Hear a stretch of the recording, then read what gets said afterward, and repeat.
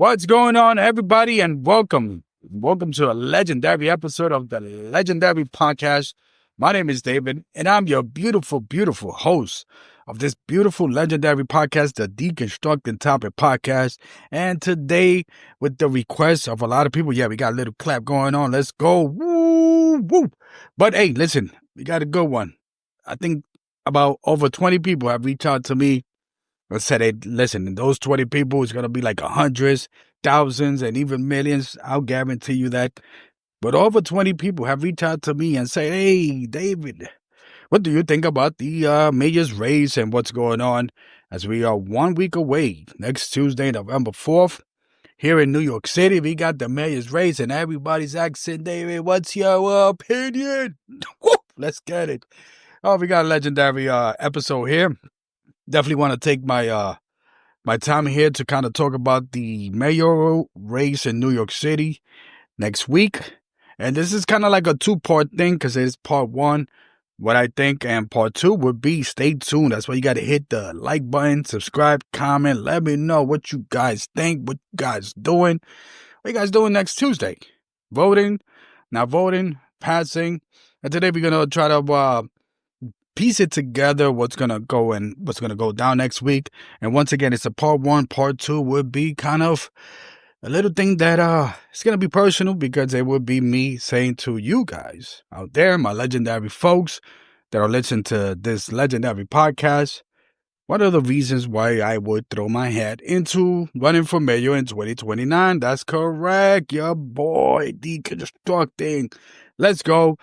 But let's get to the meaty greedy once again. Subscribe, comment, like. That like helps the algorithm. I put all my links to the info, my GoFundMe, my IG, my whatever it is that you need to do to keep, how can I say? We want to know what Deconstructed Topics is all about and what he's doing. So follow all that good stuff. We're going to make it happen. We got the New York City mayor's race next week, November 4th. And it's one of those deals where if you're not sure what the hell is going on, let's talk about, for the most part, we're going to talk about the top candidates. We got Zhoran Mandani from the Democratic Party, young brother in his mid-30s, doing his thing, whatever it is. Andrew Cuomo, and an established Democrat who decided, hey, I'm going to keep running as an independent as he lost the domination or the nomination for the Democratic Party. Back in the primaries, you got Curtis Sliwa representing the Republican Party. Curtis Sliwa, I think this is like his second or third time that he's running. I mean, let me just say that the dude is like taking the L's for the Republican Party when it comes to New York City. New York City, look, my thing is this. What are we talking about here? 85%, 80% of New York City people are Democrats. So having a Republican person running, such as Curtis Sliwa, somebody got to do it. You know what I mean? So that's that situation with that situation. So let's get on with my thoughts and what I think and so on and so forth. For those most people out there who have listened to my podcast, when it comes to politics, and I love politics, I love all that good stuff because I love educating my people. And if I do decide to run, it's one of those things that, hey, listen, I need your support. I need your help. It's not about believing that I can or the city needs New York City, whatever it is that we need you. It goes a little bit deeper than that. Because when it comes to politics, you're going to need all the help, especially in New York City. You're going to need all the donation, all the help, all hands on deck with whatever it is. But we definitely make it happen. One of the things that my understanding when it comes to these prediction polls is that you got Zhoran Mandani, former Queens Assemblyman, running, and for the most part, he looks like he's the favorite candidate. We have Andrew Cuomo, once again, former Democrat, now running independent. People be like, oh, so he's still running? Yeah, he's still running. You know what I mean? And Curtis Sliwa. Let me just go with the Curtis Sliwa because he is, let's just say, in these top three. There's other candidates out there that be running. And I always emphasize to people, don't think that these three people are the only ones who are running for mayor. These are the top three candidates in New York City. There's other candidates. I would love to go more in that in terms of who's the other candidate, but it's one of those things where, how can I say it to you? It's. I mean, I'm independent, and I'm just gonna throw this. I'm independent. I wish there were real independent candidates, not Andrew Cuomo, because he got the means, he got the monies, all that good stuff. I wish there was other third party. I mean, I know that Andrew Yang, who ran for president, and ran for mayor, he got his moving forward kind of party, but I don't know where's that at. You know what I mean? I just wish that there were more candidates, or at least more independent, more to that effect. My issue, let's say, with Curtis Sliwa, right? Curtis Sliwa, it's one of those people that, he's been doing some activist work, whatever it is. Former Guardian Angels is what the founder of Guardian Angels, those people with the red beret in the 80s. If you are aware of that, and as of age, that do remember certain people that decided to take it upon themselves to kind of, in New York City in the 80s, especially in the 80s was wild. New York City is always wild. In the 80s, my understanding, I came here in the late 80s, but in the 80s, I heard New York City was stupid wild. So you got these individuals that were patrolling the train station, the streets, and, because sometimes they listen, by the time that you call police, you call 911, good luck. It's going to take a while. So you got these people, and you got Curtis Sliwa, who took it upon himself to say, let's make it happen. To what you feel about that, hey, by all means. But my thing is this with Curtis. And I always said this about the Republican Party in New York City. New York City is very Democrat. It's very bluish. So in order to keep, and this is me talking here in general, in order to keep like a monopoly with these two parties, where I call them a duopoly, is that you need people to run, let's say, Republican. You need someone on the opposite side, so you could say, hey, the people that voted for me, that means there's Republicans in New York City. Do they trust me? Do they believe in me? Do they think that I'm going to be a great mayor in terms of Curtis Sliwa? We don't know. But the numbers have shown. Last time he ran against Eric Adams, the former mayor, who did his 4 years and is not running, dropped out about a month ago. And it's one of those things that, Curtis Sliwa, it's, like I've mentioned in my socials, he's the one that takes the L for the R. Basically, he takes the loss for the Republican Party, because I don't think, in the top of my head, I don't think that there is a viable Republican candidate who could actually run for mayor. The days of Giuliani's was a different monster. He's the district attorney, whatever he was. He built something, whether you agree or not, he built a little resume there. And again, it's hard for Republicans throughout the 5 boroughs of New York City, Staten Island, Queens, the Bronx, Brooklyn, Manhattan, showing all that love to the 5 boroughs you already know. But the fact is that Curtis Sliwa is just that representative who represent the Republicans, and the Republicans are living in New York City. Again, I always see that it's just taking out L for the Republican Party in a sense, because I don't think that they will, how can I say it to you? I don't think that they would run and sacrifice their best candidate or someone who could win. I don't think that they're ever going to do that. They might have some Republican people here running, doing little things here in little districts here in New York City. But again, I don't think that the Republican Party is here to be like, let's put people, our top people here to run mayor, whatever the case. They're just going to throw somebody who might have a name. But again, Curtis Sliwa does have nothing to lose when it comes to the elections. And that's the way I see it. If you want to vote for him, and I'm going to try to just little dissect what they represent. But, New York City, what we got is crime. That's always been a thing. Homeless. There's been an uptick, but we see something funny going on. Immigrant issues. Again, New York City, it's one of those things that they take one for the team when it comes to the political machine. There's a lot of issues and rent and so on. And I often said about New York City is that New York City is like a convenience store, right? For those people who have lived life where they had to, because of an emergency, had to go to a convenience store. And when I say convenience, you could even mention a bodega. You always gotta see these things that when you in New York City, you pay a little extra just for you to have that convenience that you could get anything 24/7. I love my bodegas. I love my delis. I love all that. But the truth is this. If I'm looking for something extra that I need, whether it's, let's say diapers for those who are family people, little milk, whatever it is, that's that extra thing that I get it, they charge. And that's the way I see New York City, is that you're paying extra when it comes to the rent, when it comes to food, when it comes to many things, you're paying extra because you are living in a place where you can get it all 24/7. So then here comes Andrew Cuomo, who was the former governor of New York, and he had to resign because there was some type of scandal. And sadly, for me, the way I see Cuomo's like a wannabe Trump in a sense. And they fit the profile. These are people that came from power, that had relatives, his father and so on was the governor of New York. These are people that have this last name that resonates with people that got money because, oh, yeah, your father did this, your father's that.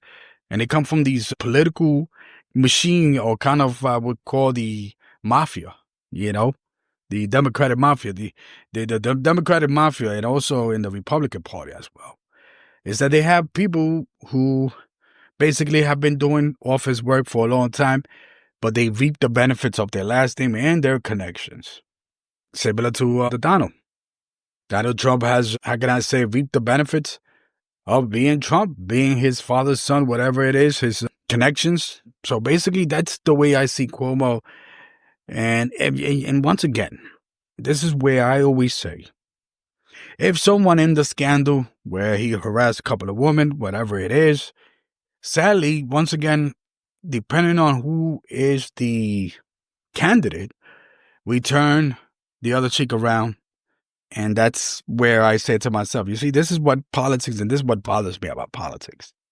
That you got certain groups, whether it's the Me Too movement, whatever it is, pro-woman, whatever you want to, say to those effect, is that depending on the candidate, if it's Donald Trump, we got to go because Donald Trump, he's a woman, whatever it is, the case. But then Cuomo, he gets a free pass. You understand where I'm coming from on that one?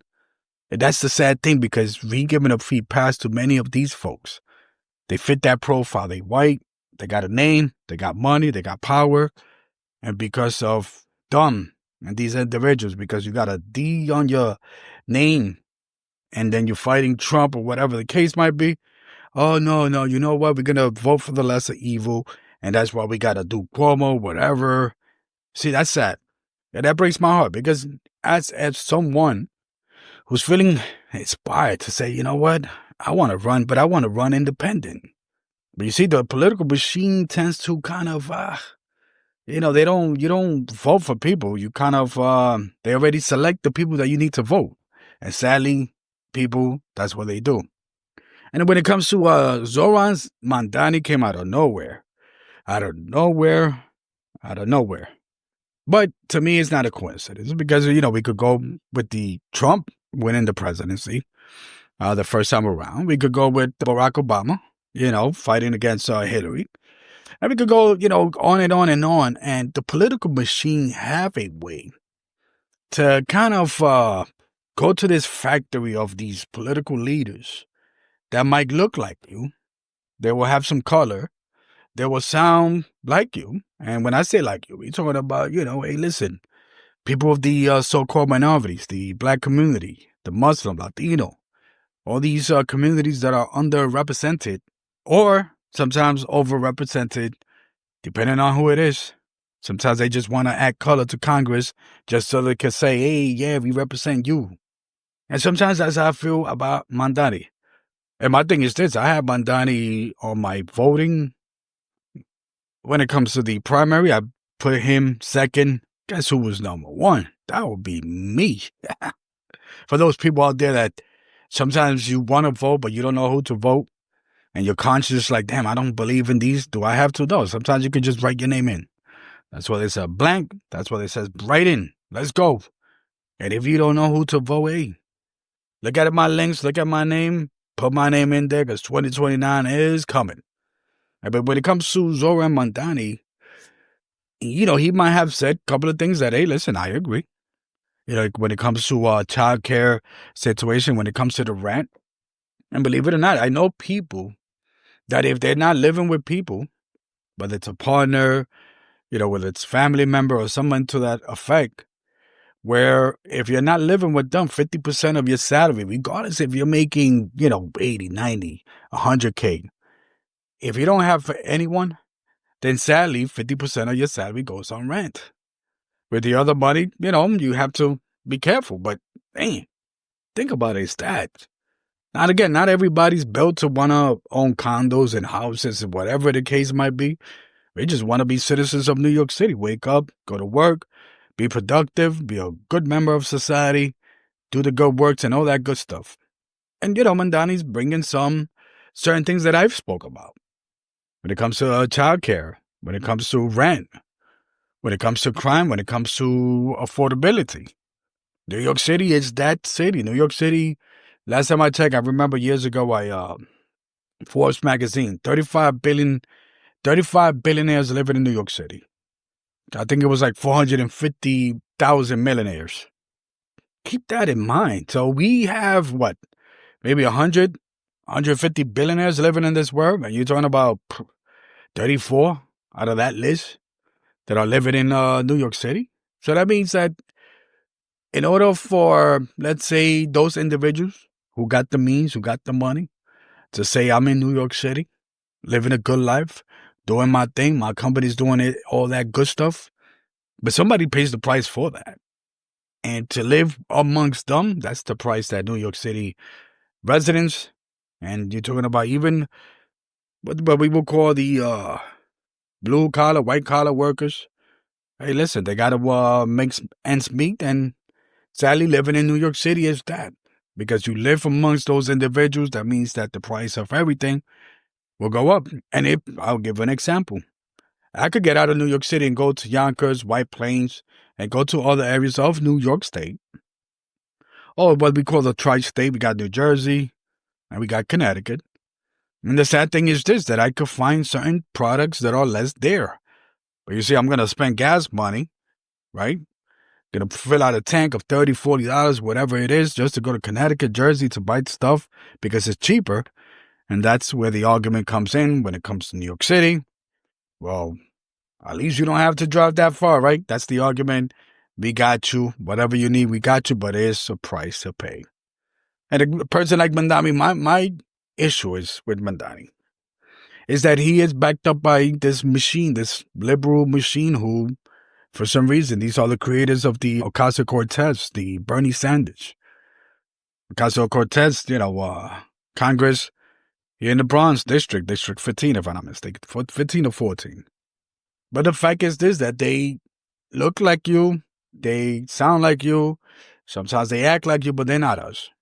And I'll be talking about that in my part 2, in a sense, of my podcast when it comes to mayoral raise here, me throwing my name. Hey, listen, we can make it happen. But the sad thing is that I'm suspicious when these people, they become, and it's like, Mandani, he's like in a factory of these leaders, these puppets, these parrots that Malcolm X warned us about. And that's one of the biggest issues that I have when it comes to people like Mandani or any political candidate that looks like us, that have a background of, whether it's Puerto Rican, Black, Dominican, or anything like that. Sadly, we get controlled by the people that got the means. And sadly, the liberal machine that's in New York City tends to want to pat themselves on the back. Yeah, we represent you guys and we support you guys. But in reality, they don't. And now they push Mandani as this savior, whatever the case might be, Now, sadly, I know that Mandani gets that thing, but he's a socialist. And I tell people it's this. Regardless of what it is, we live in a capitalist country, capitalist city. It doesn't matter what your idea or the ideology would be, communist, socialist, capitalist, whatever it is, liberal, conservative, whatever it is. It's a machine. It's a machine, and people will bend the knee for that machine. And I don't want people to think, hey, listen, if I'm running and I have an idea where the government should take more control of certain aspects of life, people are going to be like, oh, well, that's, you're a socialist. And then, that discredit me. Because I think in this country, when we use those words, we attach those ideologies, in countries like Venezuela, socialist, Russia, China, communist, and we say, well, they struggling because of that. But we can't say, well, we struggling because it's capitalism. You know what I mean? What makes what system better? We can't say, oh, because, Russia, there's people struggling, there's people that are living the good life too in those systems. Venezuela is a little different story because the United States have sanctions over Venezuela for whatever it is. They sell their oil to Middle Eastern countries. You know how that works. So you got a lot of Venezuela, but don't think that these people are just coming here just because it's a socialist system and their president's socialist. And so just don't think that that's what it is. There's other crazier stories behind that. And when you sanction a country, then you're going to get a flood of people from those countries coming over here. So for me, when it comes to Mandani, don't think, hey, listen, but he's a socialist and he wants to do it. Listen, again, it doesn't matter what system is. Right now, we're in a system that yet we still have poverty in New York City. Crime is a thing. Domestic violence is a thing. What are we doing? I live here, and I always explain to people, I don't like to talk policies in a sense where you cannot tell me, wait, listen, what policies have we done in this New York City? I'm living here for 3 decades. What have we done to help get the black people of, areas that are poverty? Poverty leads to crime. You know what I mean? Not everybody that does a crime is a criminal. Sadly, when it comes to poverty, you get hungry, you're malnourished, you don't think right, your mind is somewhere else. Mental issues. That's a thing in New York City. You know what I mean? But remember, all this comes that in New York City, the so-called capital of the world, have these people. So my take when it comes to voting for these individuals is that it's just a political machine. And we've seen Cuomo, go after Mandani, hey, Cuomo, saying these negative things. But, sometimes I feel like Cuomo is part of that system, just like Hillary. They help each other out. They help the Republican Party out by saying some stuff that is not very popular. So that's where we get if Mandani gets elected, people are going to be like, oh, man, I can't believe that people voted for Mandani and what people think. And I'm like, have you not seen what the likes of the Cuomos, the Hillary Clintons, they get paid by the machine just to, how can I say to you, tank their elections so you could elect the other person, whether it's Republican or someone in opposite, let's say Mandani, so that you could still run this political machine. Remember, the midterms is coming next year. For those living in America, the midterms will be, it's the second year of that president. It's the second year of Donald Trump. Congress, we need to take over Congress, the Senate, whatever it is.